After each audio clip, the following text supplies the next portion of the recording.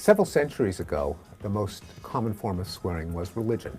But there has been a gradual transition from religious swearing to sexual and scatological swearing, presumably because religion itself plays less of a role in people's emotional lives. Most of us don't really worry about the possibility that we'll be sentenced forever to agonizing flames and terrifying shrieks. And so go to hell doesn't have quite the same punch that it used to.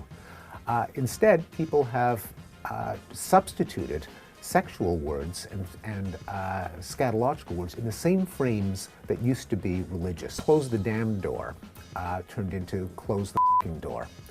Holy Mary turned into holy shit and holy which, when you think about it, don't really make a whole lot of sense. The only sense they make is that you're substituting one word that used to evoke a strong emotion for a new word that still evokes a strong emotion, even though the word refers to something completely different. People are sometimes surprised that words for sex and sexual organs should be taboo. Because isn't sex just a wholesome source of good, clean fun between consenting adults?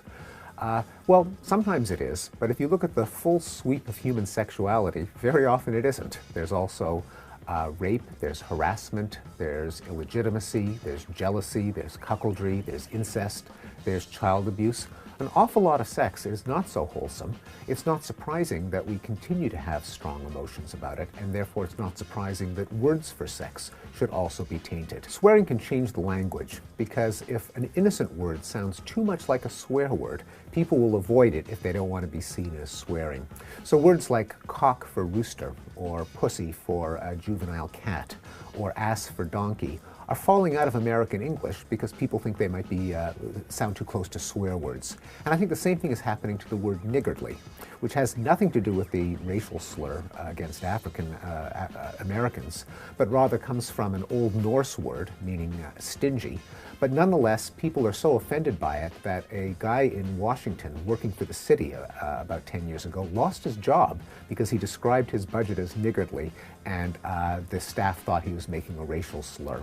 Now, he got his job back, and it's a perfectly innocent word, but it's a doomed word.